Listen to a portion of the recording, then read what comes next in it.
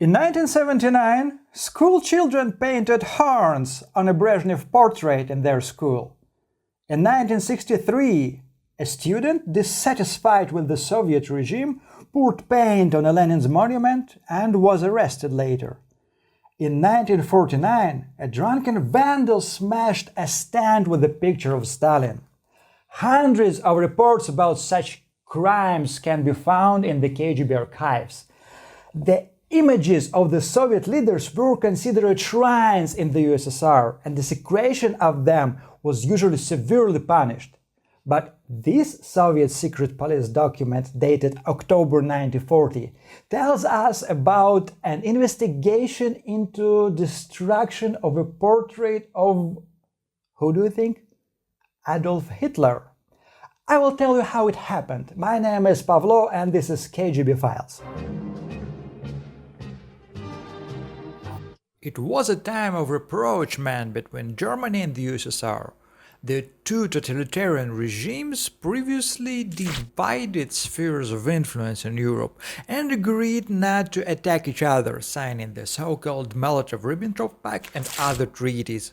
The Soviet dictator Joseph Stalin received, among other things, Germany's consent to seize the eastern part of Romania.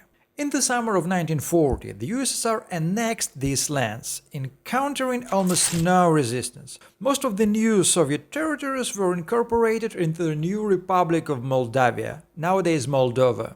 In October 1940, the People's Commissariat of Internal Affairs of Moldavia reported a notable incident in the village of Chabanovka, near the capital of the new republic, Chisinau. A local resident, watchman Ivan Nagornyak, according to the documents, took a German flag at a registration point and burned it. He also removed a portrait of the Führer from a wall and tore it up.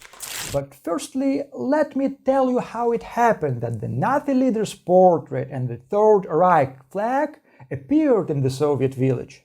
The village of Chabanovka was formerly called Girtenheim. It was founded by the Germans. A large number of German colonists settled in Bessarabia in the 19th century. When Romania and Bessarabia became Soviet Moldavia, almost all local Germans didn't want to become citizens of the USSR and used their right to repatriate to Germany. According to an agreement between the Third Reich and the USSR, German officials arrived in Moldavia and supervised the process of the Germans' departure. Registration points were created in the villages for this purpose. Such a point in Chabanovka completed its work by the end of September, and everyone already left. The German delegation also began to prepare for the departure and collect the inventory, including the flag hanging on the building and the portrait of Hitler that was inside. According to the documents, at first, the NKVD didn't know any details. How were the German symbols destroyed? What Nagornyak was and why did he do it? A group of the NKVD officers went to the village to find this out.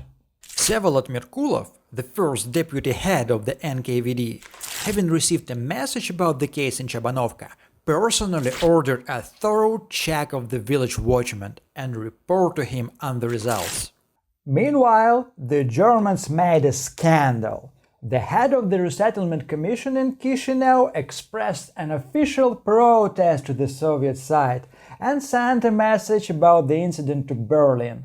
German official Leper, who worked in Chabanovka, even threatened to shoot Ivan Nagornyak. The Ukrainian historian Vladislav Hrinevich suggested that initially the NKVD could have suspected Ivan Nagornyak of a provocation, like an attempt to spoil relations between the two countries. If it turned out that he, for example, came from a bourgeois environment or was a former White Guard, one could say that he is an enemy spy who wants to threaten the alliance with Germany. He probably would not have been shot for this, but rather sent to prison. A few days later, the NKVD officers found out what really happened and reported to their superiors. Ivan Nagornyak was neither an ideological anti-fascist nor a provocateur who wanted to embroil Hitler and Stalin. Most probably he was not interested in politics at all. The documents characterize him as an illiterate peasant. On the day when the German officials were preparing to leave, Nagarnak was instructed to remove the flag and the portrait and take it to his duty station. The watchman did so. He was waiting for a car which would take all the German property, including the flag and the portrait. But suddenly, Nagarnak saw strangers who were carrying grain on carts. The watchman suspected them of stealing grain and went to find out what was the matter. When Nagarnak returned, he saw that the German flag and the Hitler's portrait had disappeared. When the Germans started to check where their attributes were, frightened Nagarnak decided that it would be better to lie that he had destroyed them. Such a wild logic. The watchman was released. The NKVD didn't punish him for his carelessness. The German delegation also didn't want to aggravate the situation and was satisfied with the explanations of the Soviet side. Documents about this incident were found in the archives of the Security Service of Ukraine. You might ask, why Ukraine?